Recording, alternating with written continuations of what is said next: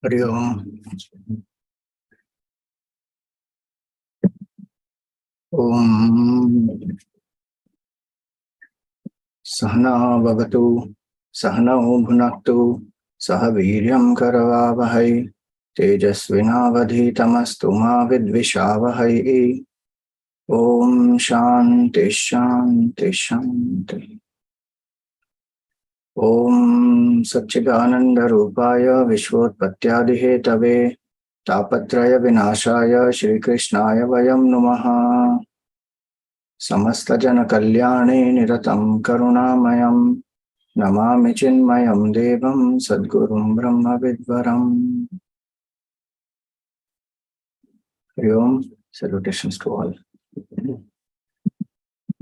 Sorry for the delay. We are on fourth canto. We had seen the story of Puranjana and how he was very attached to this young wife he had, and then how he lived a life of enjoyment, indulgence, and he is attacked by Gandharvas and he dies, and again he is born in this another place in Vidarbha, and this Vaidarbhi, he marries that Vaidarbhi. He is born as Vaidarbhi, sorry. And then he marries this, she marries this prince Malayadhvaja from the Pandya kingdom. And eventually he also dies. And she is, doing the funeral. At that time, the friend Avijñata comes and reminds him that who are you, whose daughter are you, and who is this person lying on the funeral, whose death you are mourning. So he says that you have forgotten that you and I were the swans in this Manasa lake. And then you came on this earth attached to the attachment enjoyments here, and then you were searching for a nice abode where you can enjoy, and then you found one abode with 9 gates. The whole story he just summarizes. I'm saying, but you are not this. You and I were together. So he says that you are not the daughter of the king of Vidarbha, nor is this hero your husband, nor are you the spouse of Puranjani by whom you were held captive in the city of 9 gates. All this is an illusion created by me, under which you thought yourself as a man and now regard yourself as a virtuous lady. You are neither. So Naradji explained this whole story. That's where we had stopped in chapter 28. Remember, he is telling this to Prachinabarhi, who is very attached to rites, rituals, actions. So this Prachinabarhi Raja in 29th chapter, now he says, Bhagavanste vacho smabhihi nasamyag avagamyate kavayastad vijanati navayam karma mohitaha. He says, we are very deluded by actions and we are not able to understand the subtler meaning of what story you have explained. Wise people may be able to know. Kavayastad vijananti.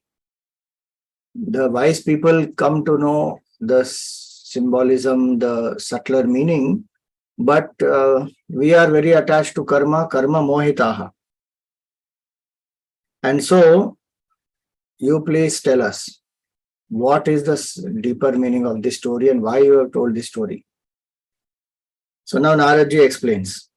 Narada uvacha purusham puranjanam vidyat vyanatyatmanah puram. Purusham puranjanam vidyat yadvyanatyatmanah puram ekadvi trichatushpadam Bahupadam apadakam. So who is this Puranjana? This Puranjana, literally Puranjana, Pura means city. So Puranjana means the maker of a city. So he says that you should understand who is this Puranjana. Puranjana is the Jiva, the Jivatma. And Jivatma takes a body, that's why it's Puranjana, he who produces a body. Because of the karma, the body is getting produced. That's what it means. Now, that produces a strong hold for itself in the shape of the body with Eka, Dvi, Tri, Chatushpadam. So 1, 2, 3, 4 or Bahupadam, many feet. Meaning different types of bodies this Jiva takes. Some creatures with 1 feet, some creatures with 2 feet, some with 3, some with 4, some with many like centipede, millipede, all these. So he says that Puranjana is the Jiva, first point. Then who is this Avijñāta? Yo Avijñātas Hritastasya Purushasya Sakheshwaraha. The friend is Ishwaraha. He is Bhagwan himself. Why is he called Avijñāta? Because he is not known. Unknown. The Jiva thinks there is no Ishvara only. And Jiva thinks God is not there. And Jiva denies the existence of God also. Even if somebody accepts the existence of God, one still doesn't know who is God. The identification has not happened. So, Avijñāta is that friend who is not known by the Jiva. Yanna Vijñāyate Pumbihi Nama Bhirva Kriya Gunaihi. Names, actions, attributes, Jiva does not know of Bhagwan, of Ishvara. Yada Jighrikshan Purushaha Katsnyena Prakriter Gunan Navadvaram Dvihastangrim Tatramanuta Sadhviti. Now, what is the city of 9 gates? So he says this. When the Jiva wished to enjoy these material objects, now remember Puranjana went across the world and finally found this one city with 9 gates as the most conducive for enjoyment. So he says this, that his human body endowed with these 2 hands, 2 feet, the 9 apertures is the best amongst all. Meaning so many, like it was said, 1 foot, 2 foot, 3 foot, 1 foot, 2 feet, 3 feet, 4 feet, many feet, of all these different beings, he found human body is the best for enjoyment. So this city of 9 gates is this human body. The Jiva is this, Puranjana is the Jiva. Avijñāta is Ishvara. Then, who is this young woman there? In that city he found this young woman, right? Puranjani. So buddhim tu pramadam vidyan mama hamiti yat kritam yamadhisthaya dehesmin pumang humte akshabhir gunan. So he says that the young woman is the buddhi, buddhim tu. Now this buddhi gives rise to I and mine, aham and mama. And identifying himself with that buddhi, the jiva enjoys various sense objects through the senses. So the jiva forgets his oneness with Avijñāta, which is Ishvara, identifies with the buddhi, further identifies with the body, goes out through that, enjoys the world of sense objects. Now, this Puranjani had 10 attendants, if you remember.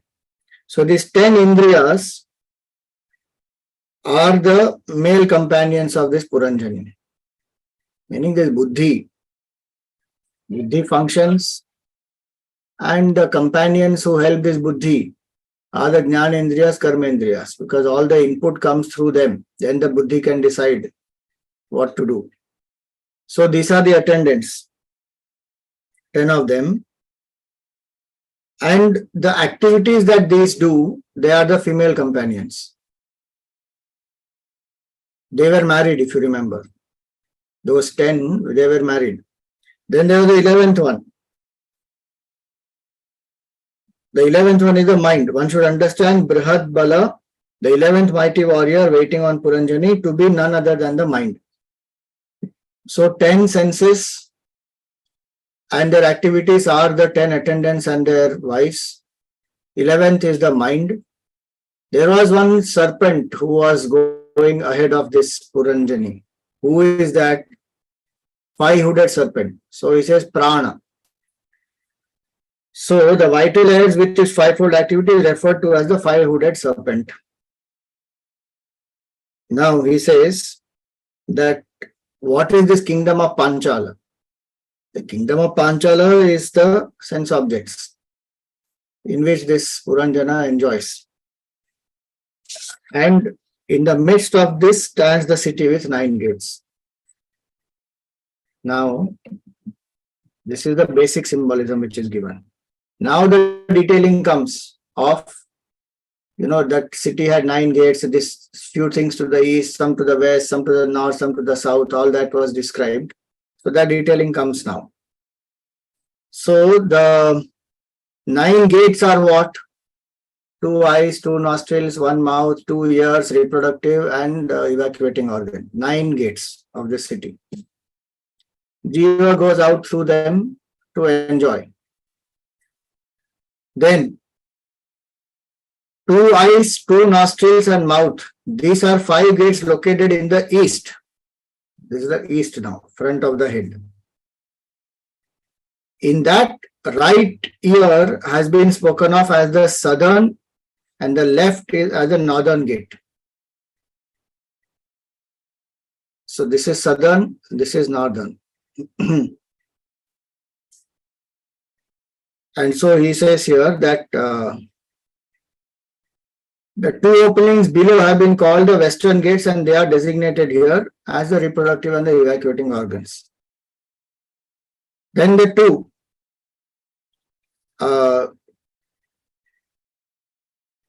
yes. So the 2 gates, Khadyota and Avirmukhi, constructed at one place in this city are the 2 eyes, and through this the jiva enjoys the form. So this is 1 gate. 9 gates, now each gate had description, that is being given here now. Then the 2 nostrils, through that the jiva enjoys the sense of smell and all the olfactory sense, all these objects. Then Avadhuta, the mouth, the gate is called Mukhya. So this, the olfactory sense is Avadhuta. Now the mouth is, the gate is called Mukhya. Then the faculty of speech is Vipana. Vipana, and the organ of taste is Rasajna. So this will do 2 jobs, speech and taste, both. Use of tongue is a territory mentioned in this story by the name of Apana, and the food of various kinds is the realm known as Bahudana. The right ear is the gate called Pitruhu, and the left has been referred under the name of Devahu. So the northern and the southern gate. The scriptures dealing with the world of path of worldly activity and those preaching quietism have been spoken of as the South Panchala and the North Panchala respectively. So what does that mean? One path will lead to the pravritti, one path will lead to nivritti. One path will lead to going to heavens, enjoying, and then after death one again comes back and continues evolution. One path leads to Krama Mukti. So like that, 2 different paths are given, what we also know as solar path, lunar path. Listening to these through the ear, which has been spoken of as Shrutadhara, the jiva takes severally to the path of mains, so that the southern path goes to the path of mains, Pitruloka. And which means heavens, also moon, we call it as the Chandramarg. southern path, Pitruyana. These are different names of the same thing. So those who are attached to the rituals, those who are attached to sense enjoyments, those who want punya karma for enjoying heavens, etc., they will go through this path and enjoy their karma phalas, and they will again come back to earth when the punya gets over or papa gets over, and they will continue their evolution. Then the path of gods, which is Devayana, is the northern path, which is a Krama Mukti path. Then he says the membrum virile. So that Krama Mukti path is where one does not have desires for sense objects, but has not yet attained Jivan Mukti, and before that the body has dropped. And because there is no desire for sense enjoyments, one does not have to come back to this earth. So one goes to Brahmalok, waits there, and Brahmaji gives the knowledge of the self at the end of the kalpa, and that person realizes the truth. So that is the Krama Mukti path. Now he says the membrum virile is the western gate called Asuri. The act of copulation is the territory called Gramaka. The faculty of procreation has been spoken of as Durmada, while a reproductive organ has been referred to under the name of Nirti. These are the gates in the west. Now, the infernal region is the territory called Vaishasa, while the organ of defecation is the companion named Lubdhaka. Then he says, hear from me about the two entrances leading to blind alleys. They are the hands and feet. Herewith the human severally works and moves about. Blind alleys meaning there is no sense in the sense faculty in the hands and the legs. We say that they are organs of motion and grasping. So they are sense organs of action. But there are no apertures here for receiving any knowledge. They only are for movement and grasping. That's what it means. The heart is the gynecium, and the mind is spoken of as Vishuchi. Identifying itself with the qualities Sattva, Rajas and Tamas of the mind, the jiva gives way to complacence, joy, infatuation. So forgetting oneself, this jiva thinks of oneself as the buddhi, as the mind, as the body, as the senses, enjoys through all these, goes up and down based on Sattva, Rajas and Tamas. So when the three gunas are in the equilibrium state, there is no creation. But when this equilibrium is disturbed, according as the equilibrium of the intellect is disturbed, or it disturbs the sense in its turn in the waking state, the jiva is compelled to follow the changes, although essentially it is a witness. Meaning, so when these three gunas are in Samya Avastha, like we experience that in deep sleep state, so all the three gunas are equal. So we don't experience they all have got unmanifest because the mind has become unmanifest. We say that, okay, we are closest to the self in the ignorance is there, in Tamo Guna it is there. But there is no other example to give where the gunas are equal. So where the gunas are equal, the mind is very calm. Samadhi is one avastha. But identifiable for us is deep sleep. So what makes us come out of deep sleep is our own karma, which will manifest as a vasana, then desire. So vasana is unmanifest. So vasana will manifest as a desire, then thought. And then we will wake up and we do some movement. Then karma will happen through the body. So all that happens. Why? Because of the desire that is disturbed.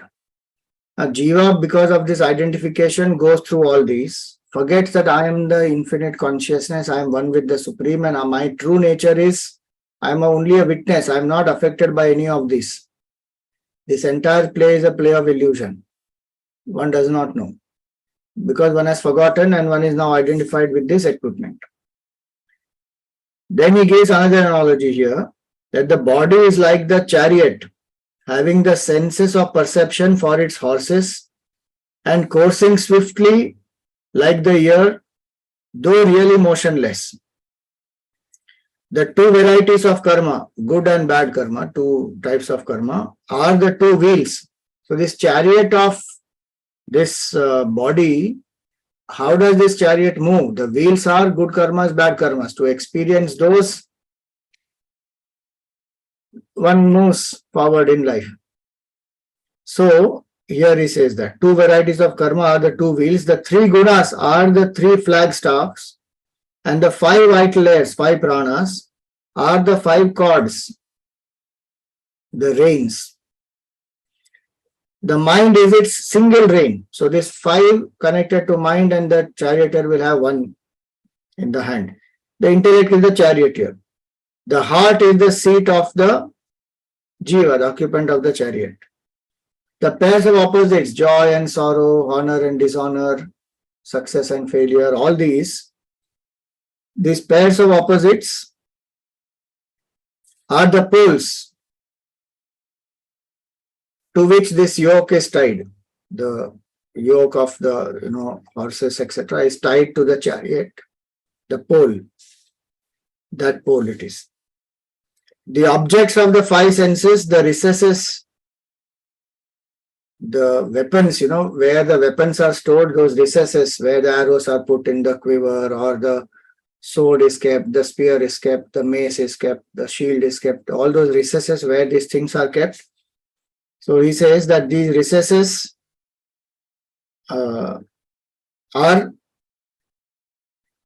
the five senses, like this, the golakas, where this eye fits as a socket.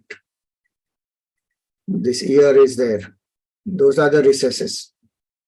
So he says the objects of five senses. So these objects, suppose I see a good form, it will enter into this eye. So object is like the weapon, eye is like the recess into which this will go.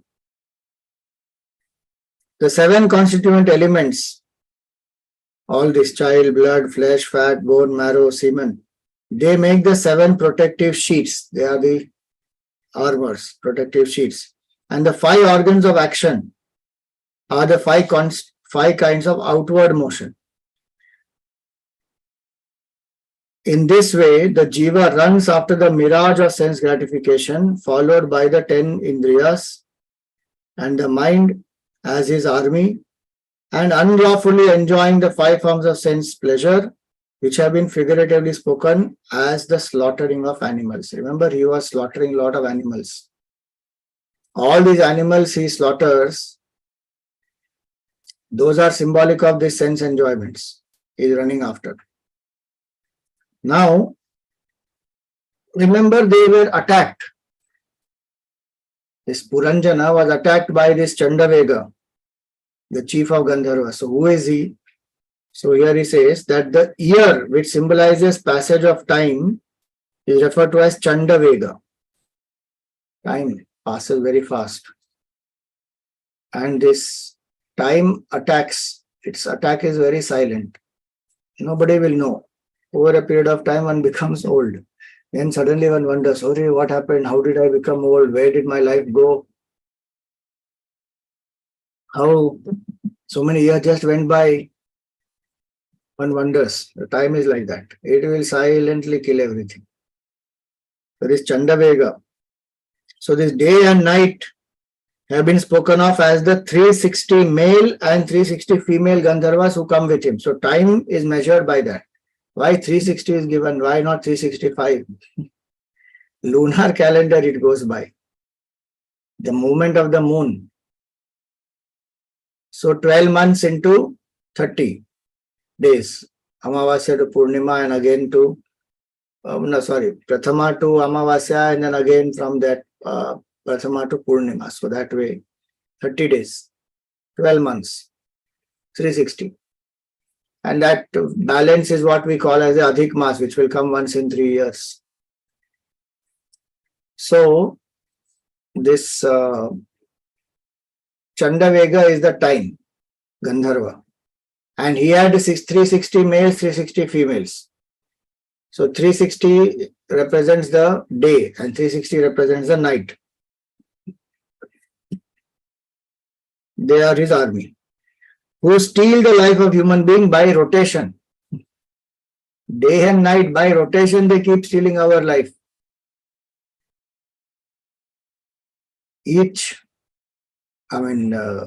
Activities of the day we do are different, activities of the night we do are different. Both of them lead to depletion of prana, and anyway one is going closer to death, identified with this body. So he says that this is the attack. Old age is personified as the daughter of Kala. Remember that daughter of Kala, nobody wanted to associate with her. Who is that? That is old age. Nobody wants to be old. Nobody likes to be called old. Nobody likes to have whatever, wrinkle and white hair and whatever, being called as auntie, uncle,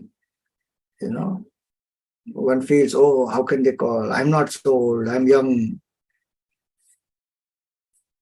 And the old people also want to appear young and do all kinds of makeup and this and that for it. The body is body, full stop, whatever it is, what else? But our mind thinks like that. And in the world also, in the name of being presentable, or this is social requirement, or whatever, some excuse one gives to delude oneself that I am still young. Even if one is young, how does it matter, actually speaking? Because that youth lasts for such a short while. And one is moving closer and closer to that extinction as a body. But anyway, so that's what it meant by saying that Kala, nobody likes Kala. Nobody likes the daughter of Kala. Who is the daughter of Kala? That is old age. Whom the world does not welcome, you see. Death in the person of Yavana chief Bhaya accepted her as a sister for help in the destruction of the world. People are scared now of old age. So apart from that, whatever other fears are there, but people are scared of old age also. People are scared in general. All of us have some fear or the other. And that fear only makes us, live a life of compromise and not manifest the potential. And we die every minute. Our fear kills us. Especially those fears which we know, but we don't put efforts to overcome them. Those fears will definitely kill our potential. So this Bhaya made this daughter of Kala, which is old age, as a sister. Then these mental anguishes and physical disorders are the Yavanas. And the fever of two kinds is personified as Prajvara. You see, the fever of two kinds means what? Shita Jvara and Daha Jvara. Shita Jvara is that fever which comes because of cold. Now see how much knowledge the people had of those times also. That two types of fever are there. One fever is Shita Jvara, fever accompanied with fits of cold. Another is Daha Jvara. What is Daha Jvara? Inflammatory fever. Other two types of fever obviously referred here. Is it an obviously referred? Meaning this was common knowledge at that time. People knew, okay, this fever is caused because of this cold, this fever is caused because of some heat. And accordingly, medicines are given, whatever is to be done. So, he says this fever is Prajvara, who is described as having a swift career in tormenting living beings. So this Prajvara and the daughter of Kala, they both went together with Bhaya. All the three went and created havoc and destroyed this city, and this Puranjana died. This is what happens. So he says, afflicted thus by manifold sufferings brought about by divine agencies or other fellow beings, as well as those relating to one's own body or mind, and enveloped in ignorance, the Jiva dwells in the human body for 100 years, bound by the sense of I and mine. He is attached to this Buddhi. Remember, Buddhi is that woman, young woman. And this notion of I and mind, the jiva has because of identification with the buddhi.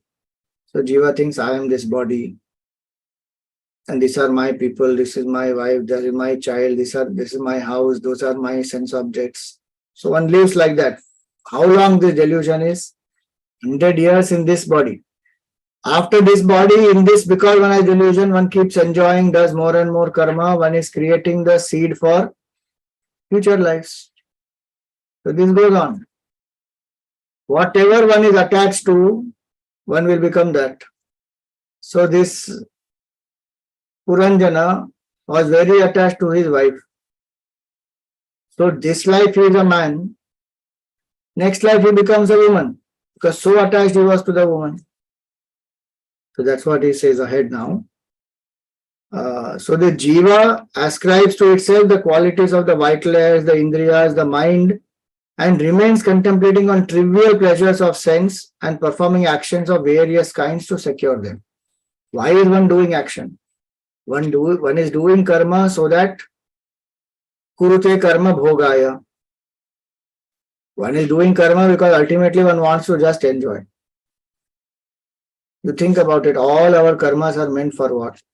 Some comfortable lifestyle, to eat, drink, enjoy, travel. What else?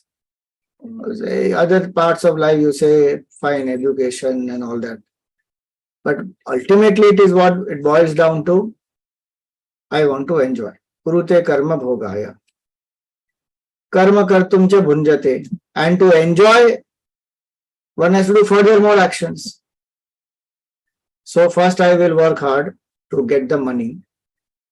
Once I have the money, I can enjoy. Now to enjoy, now I have to figure out where to go, what to eat, what to drink, with whom to go, when to go, how much to spend, all that. So karma is leading to more karma. And the focus is what? Bhoga.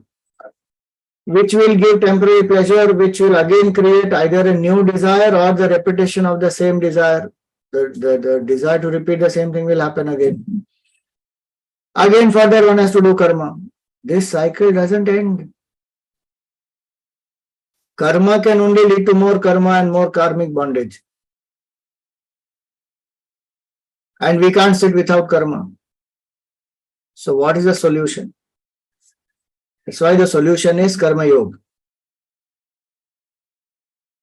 If one doesn't know that art of karma yoga and serving selflessly, dedicating it to Bhagavan, karma will bind only. There is no escape from karma, no matter what one does. Even the sattvic karma of service and selflessness is also bondage ultimately from the highest standpoint. But it is at least that which will exhaust the existing karmas, and new karmas it will not add.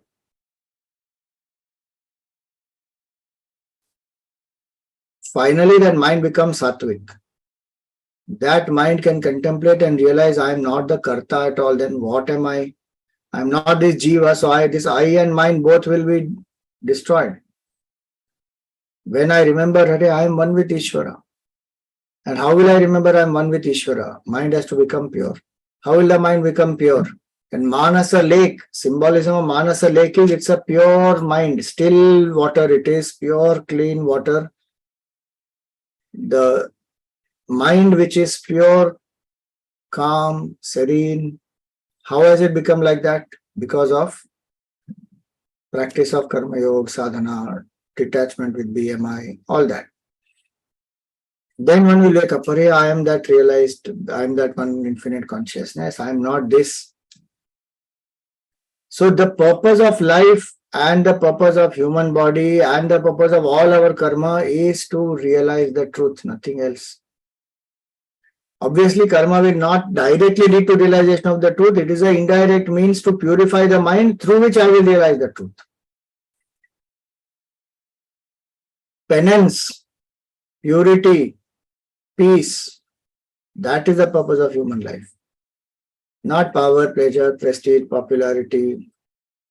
That's there in life. That's not the main purpose. One sees through it the limitation of this and one says, no, I have seen through enough. No more interest in that.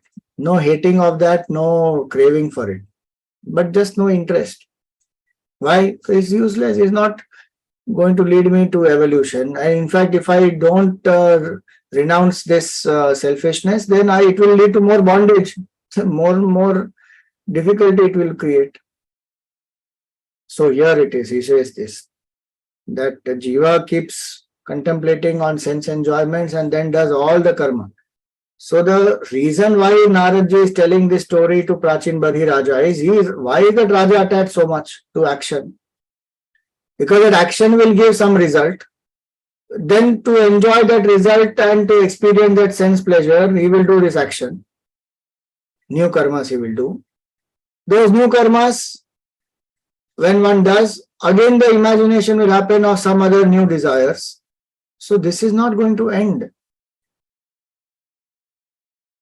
And in this is the seed for cycle of birth and death. Ignorance of the self, then thinking of I myself as the BMI, and then doing actions to enjoy the fulfillment of desires. Where is the end to this? To make him aware of this whole story Naradji is telling, because Prachinabarhi Raja is so attached to karma and rituals. So here he gives that analogy. So he says, not realizing the Lord, its supreme teacher and the very self, the jiva gets attached to the modes of Prakriti, Sattva, Rajas and Tamas. And then performs Rajasic, Tamasic, Sattvic actions and is born according to those karmas. So this how karma creates the cycle of birth and death. Sometimes through sattvic actions, the jiva attains spheres abounding in light. Through Rajasic pursuit, it goes to worlds which lead to suffering and involve exertion through action. And now through tamasic action, it is hurled into regions dense with darkness, sorrow and ignorance. This can be on the earth itself. And this can also mean different yonis. This can also mean different bodies. Yeah, different yonis mean bodies, same it is, sorry. Different bodies. So the yonis below human are the tamasic ones. Human is karma yoni, so the rajasic one. Sattva guna is above. The rishis, the devatas, the saints, sages. Sattva guna. Now the deluded jiva is sometimes born as a male and sometimes as female. And sometimes is born without sex, either as a god or as a human being or in the subhuman species.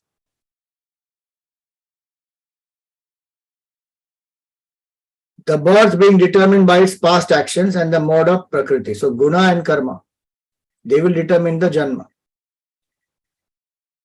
Where the person will be born, what temperament, what will that person achieve, all that decided by whom? Not some god sitting up there. By one's own karma.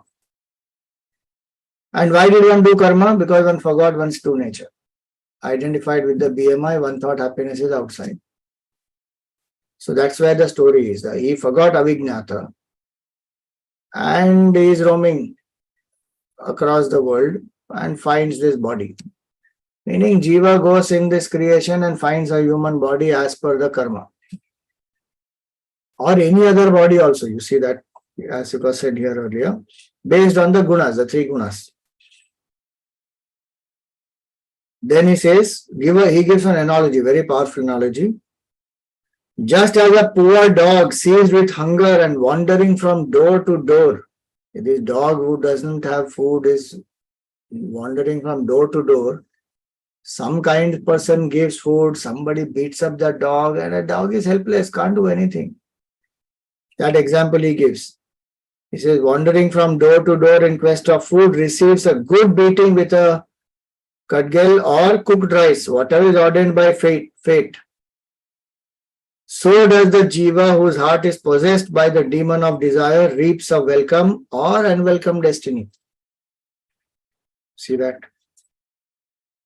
Tatha kama shayo jiva uchchavacha patha brahman upar yadho va madhye va yati dishtam priya priyam.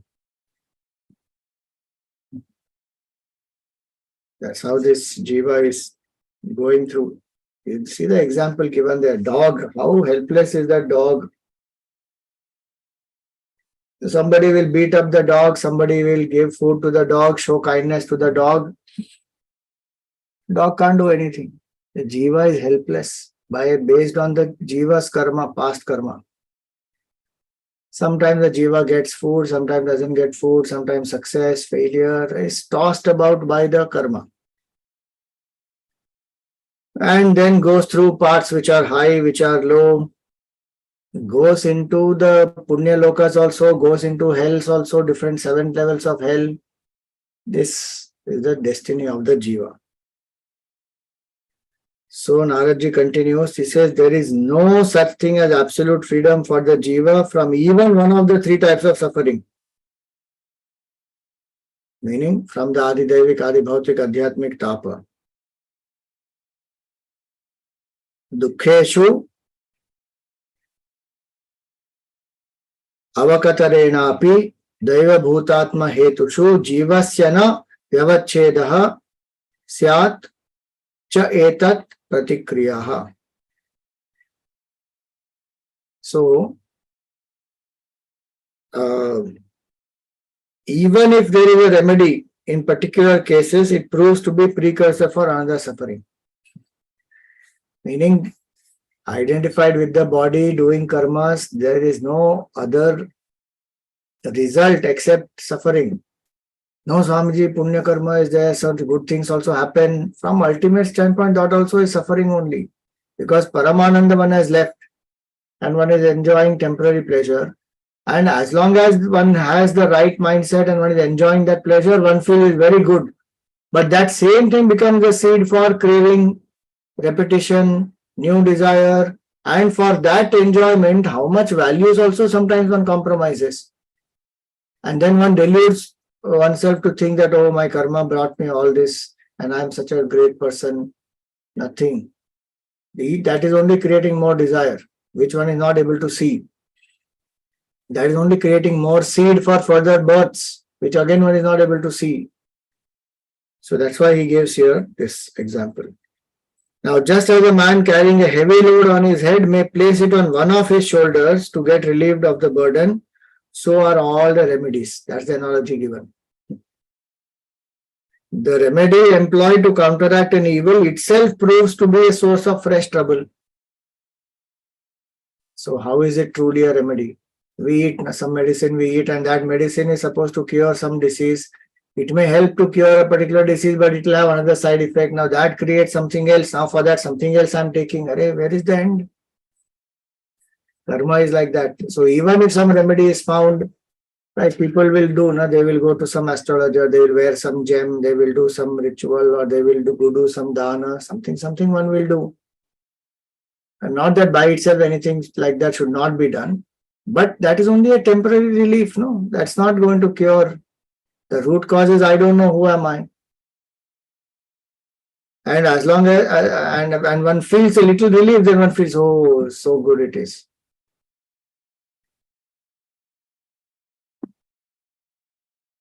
You think about it. Today is Yoga Day, International Yoga Day. What is that science of yoga? If you read the definition of Ishvara Pranidhan in Patanjali's Yoga Sutra, there he gives very clear definition of who is Ishvara. In the Yoga Sutras, if you see Yam Niyam, in that Ishvara Pranidhan will come. In that Ishvara Pranidhan, he explains who is Ishvara. Ishvara is a special kind of being who is not affected by ignorance or any product of ignorance.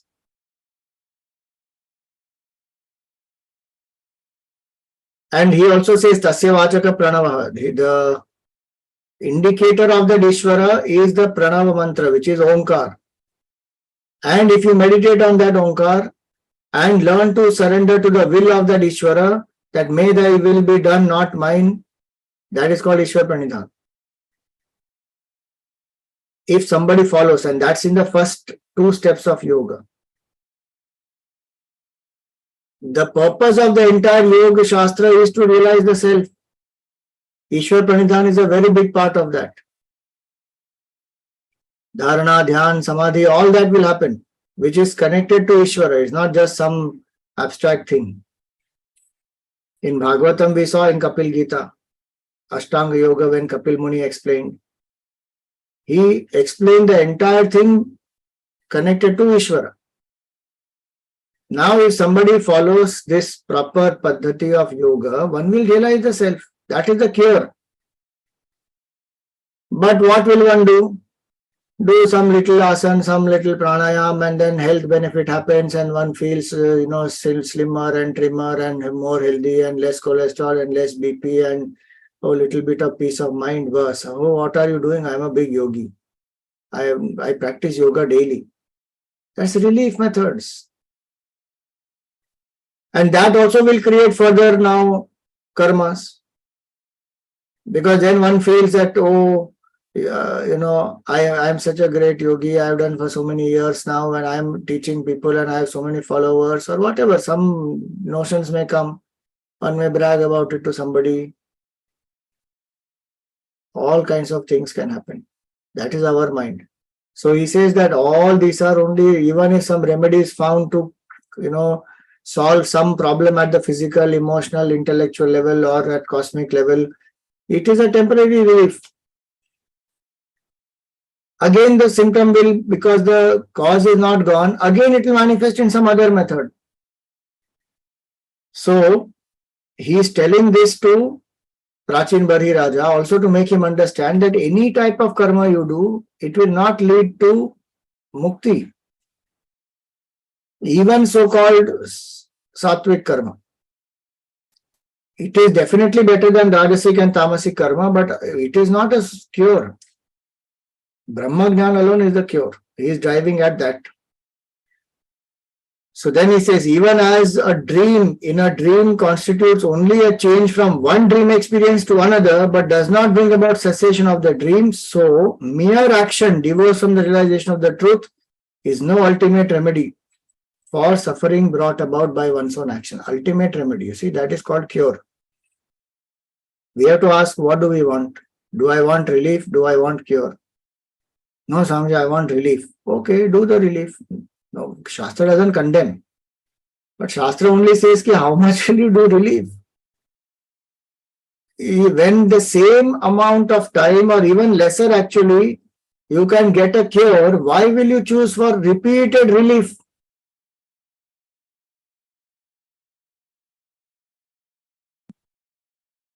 That one has to understand.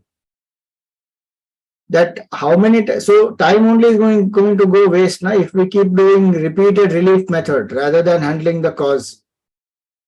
Well, suppose somebody keeps getting headache repeatedly.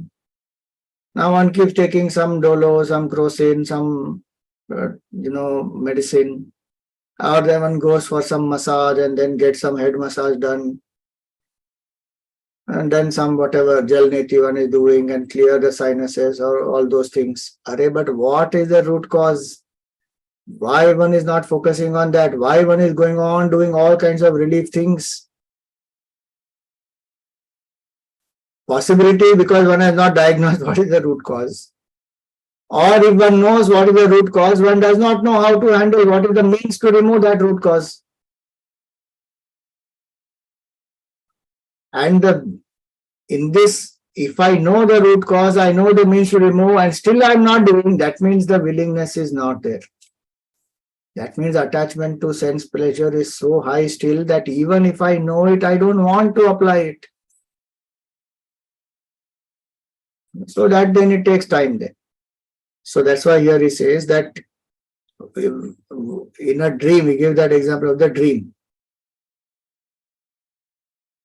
In the dream, from one problem to another problem, you have solved inside the dream. But the solution is you wake up, then realize, Karen, none of this is real.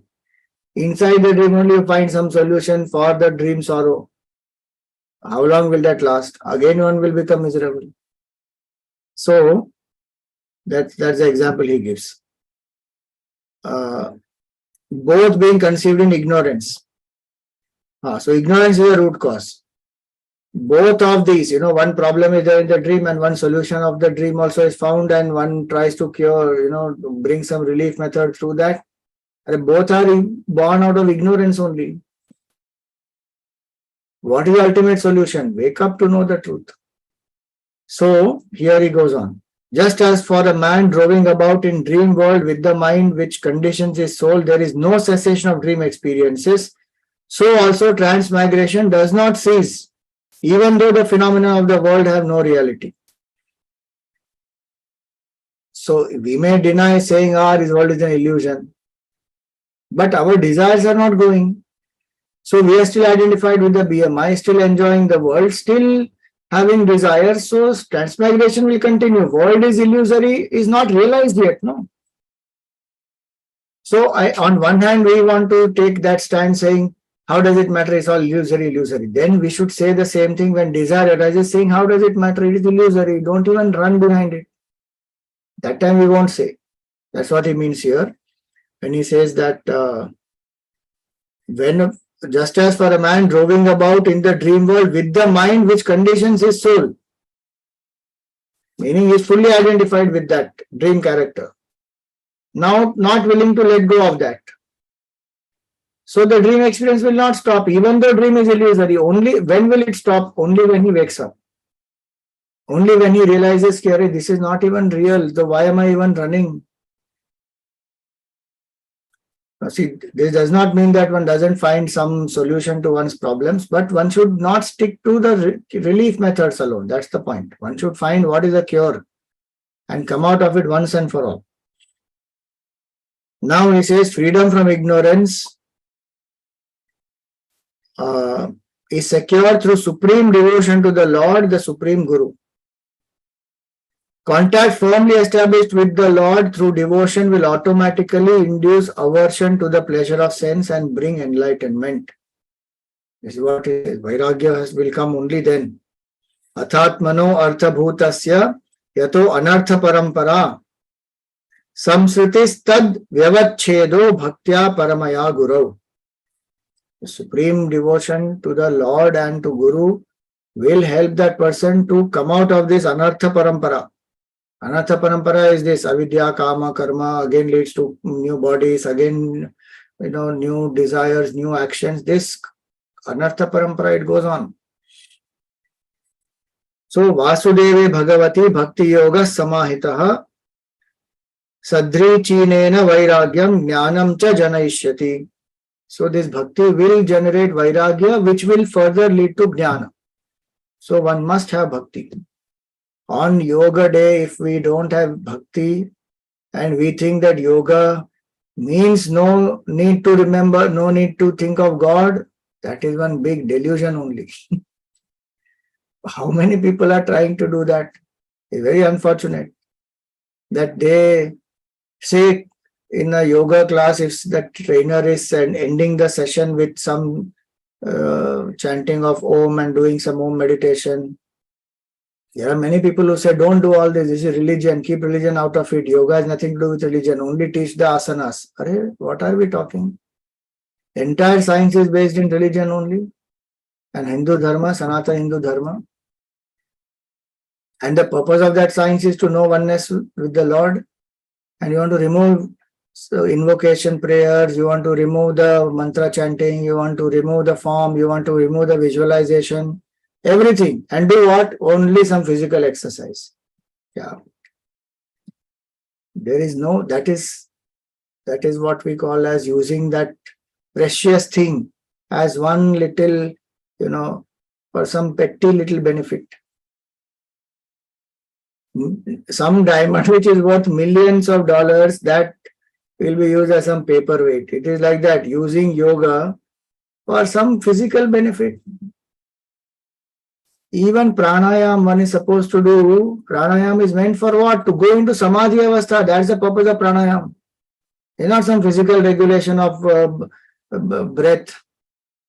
Kumbhak means what? Antar kumbhak, bahish kumbhak means that. There's a beautiful sadhana. Take the breath and hold. That time no pranic function is going on. The breathing is not happening that time. And breathing is that which keeps the mind attached to the body. So, if one does not breathe at that time and one is chanting a mantra, the chances are one will go into samadhi. Mind has become so subtle, single pointed, and the breath is controlled, body is still. One will go into samadhi. You read Ramakrishna Paramahamsa's life. How many times he has gone into samadhi? Do it because of Kumbhak. Bahish Kumbhak, Anta Kumbhak. One will start hearing the heartbeat when one does Kumbhak. Otherwise, we don't hear our heartbeat. As the sadhana becomes deeper, a lot of internal sounds one will hear, and then slowly all those will also go. Mind is gone. From external sounds to internal sounds to no sound, complete stillness. That's the purpose of yoga. So, Bhagwan's bhakti is the main thing. Now he comes to a solution now. He says that this jiva who is identified keeps going from birth to birth. Now, what is the solution? Bhakti is the solution, jnana is the solution. That's why he says bhakti will bring vairagya, vairagya will bring jnana. If my bhakti is not bringing vairagya, then I am not doing, intense bhakti yet. More of this we will continue in our next class.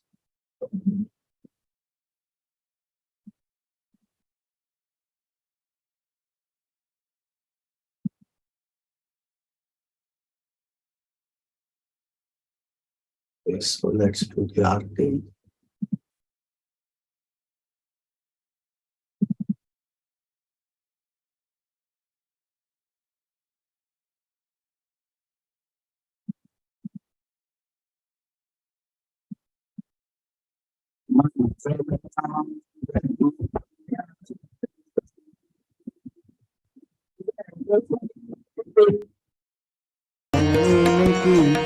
मंगल कांति हसनी दसनन की मंगल मुरली दीना धुन की मंगल आरती मंगल बनिक त्रिभंगी हरि की मंगल सेवा सब सहचर की मंगल सिर चंद्रिका मुकुट की मंगल छवि नयन में अटकी मंगल आरती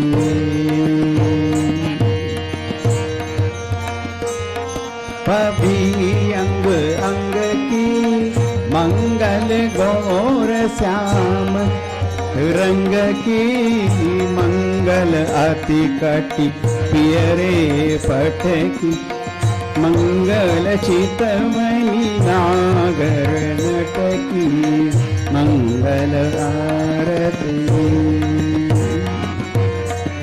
मंगल शोभा कमल नयन की मंगल माधुरी मृदुल पैन की मंगल वृंदावन मद अटकी मंगल क्रीडन जमुना तट की मंगल आरती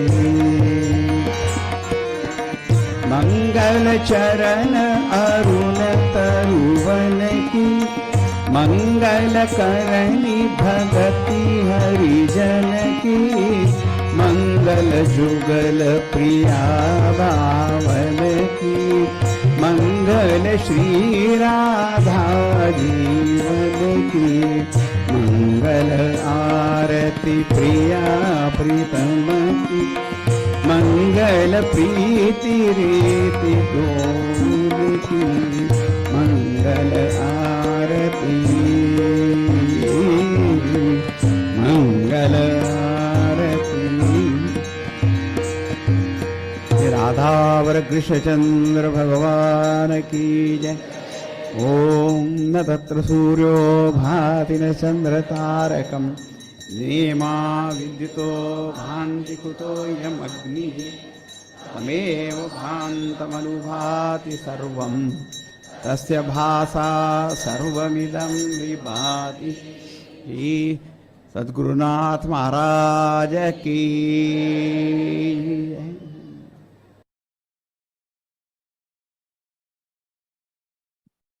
Om Purnamada पूर्णमिदं पूर्णात् पूर्णमुदच्यते पूर्णस्य पूर्णमादाय पूर्णमेवावशिष्यते।